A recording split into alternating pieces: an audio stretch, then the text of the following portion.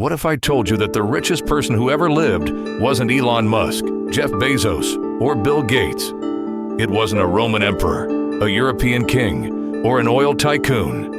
It was an African emperor who ruled more than 700 years ago. A man so unimaginably wealthy that when he traveled across the Sahara Desert, he gave away so much gold that he disrupted the economy of an entire region. Gold became less valuable, prices shifted, and the effects of his generosity were felt for years after he had gone. His name was Mansa Musa. Yet despite possessing a fortune that many historians believe has never been equaled, his story is rarely told outside history books. Who was this mysterious ruler? How did he become richer than any billionaire in modern history? And why did one extraordinary journey transform him into a legend known across Africa, the Middle East, and Europe? The answers take us back to the 14th century, to an empire built on gold, trade, knowledge, and ambition. An empire whose influence changed the course of history. This is the untold story of Mansa Musa, the richest man who ever lived. Long before European ships crossed the Atlantic, or the great empires of the modern world emerged, a powerful civilization flourished in the heart of West Africa. Stretching across vast lands that today include parts of Mali, Senegal, Guinea, Mauritania, Niger, Burkina Faso, and beyond, the Mali Empire was one of the largest and most prosperous kingdoms of the medieval world. Yet, despite its extraordinary wealth and influence, its story is often overlooked. At a time when much of Europe was struggling through political instability and economic hardship, caravans carrying salt, ivory, textiles, and other valuable goods crossed the scorching Sahara Desert, connecting West Africa to North Africa, the Middle East, and beyond. But above all else, there was one resource that made the Mali Empire the envy of the world: gold. Beneath its soil lay some of the richest gold deposits on Earth. According to historical accounts, Musa became ruler after his predecessor, often identified as Abu Bakr II, reportedly set sail into the Atlantic Ocean with a large fleet in search of what lay beyond the horizon, and never returned. Whether every detail of that story is true remains a subject of debate among historians. But one thing is certain: the responsibility of leading the Mali Empire fell to Musa. Many rulers inherit wealth. Few know how to multiply it.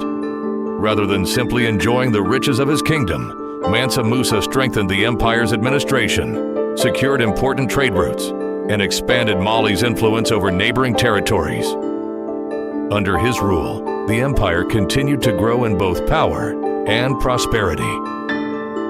In 1324, Mansa Musa set out on a journey that would change the way the world saw Africa forever.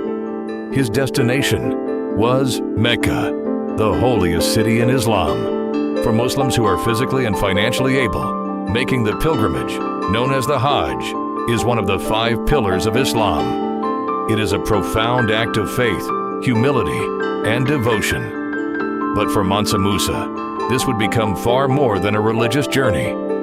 It would become one of the most legendary expeditions in history. Throughout his journey, Mansa Musa gave away astonishing quantities of gold. He donated to the poor, rewarded scholars, supported religious institutions, and presented lavish gifts to officials and dignitaries. To him, generosity was both an expression of faith and a reflection of his kingdom's prosperity. By the time Mansa Musa reached Mecca and completed his pilgrimage, he had achieved something few rulers ever accomplished. Without fighting a single battle, without conquering a single kingdom, he had introduced his empire to the world. His journey transformed Mali from a little-known kingdom into one of the most admired and talked about empires of the medieval age. When Mansa Musa returned from his pilgrimage to Mecca, he came home with far more than memories of a remarkable journey. He brought back scholars, architects, judges, and religious teachers, People whose ideas would help transform the Mali Empire for generations to come. Rather than spending his immense fortune solely on displays of power, Mansa Musa invested in something far more enduring: education, faith, and the future of his people. But perhaps his greatest achievement was helping elevate Timbuktu into one of the world's most celebrated centers of learning. Students and scholars traveled from across West Africa and the broader Islamic world to study there. They gathered to explore subjects such as law, mathematics, astronomy, medicine, theology, literature, and philosophy. More than 7 centuries after his death, one question continues to fascinate historians, economists, and curious minds around the world. Was Mansa Musa truly the richest person who ever lived? The honest answer is, we'll probably never know with complete certainty. Comparing wealth across different eras is almost impossible. How do you measure the fortune of a 14th century emperor against a modern billionaire? Today's wealth is counted in stocks, companies, real estate, and digital assets. In Mansa Musa's time, wealth was measured through land, natural resources, trade, taxes, and precious metals. Modern billionaires may own companies worth hundreds of billions of dollars. Industrialists like John D. Rockefeller amassed fortunes that transformed entire industries. Powerful rulers such as Augustus Caesar controlled enormous state resources during the height of the Roman Empire. Each was extraordinarily wealthy by the standards of their time. But Mansa Musa stood apart.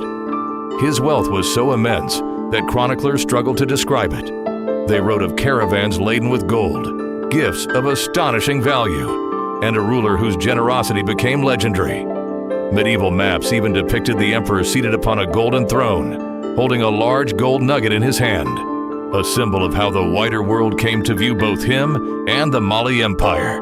But the story of Mansa Musa is far more than the story of the richest man who ever lived. It is the story of what wealth can accomplish when it is guided by vision, purpose, and responsibility. More than 700 years later, his life still offers lessons that are just as relevant today as they were in the 14th century. What are the lessons, you may wonder? Lesson 1. Wealth is a tool, not the goal. Mansa Musa inherited great wealth, but he didn't spend his life simply accumulating more of it. Lesson 2. Knowledge is the greatest investment. Gold made Mali prosperous, but learning made it influential. Lesson 3. Leadership is about serving others. The greatest leaders understand that true success isn't measured only by personal achievement. It's measured by the opportunities they create for others. Lesson 4. Every action has consequences. Mansa Musa's generosity became legendary, but it also reminds us that even good intentions can produce unexpected results.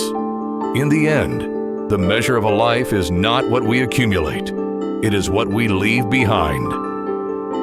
Perhaps that's why Mansa Musa remains one of history's most extraordinary figures, not simply because he was unimaginably wealthy, but because he understood that the greatest investment any person can make is in people, knowledge, and the future.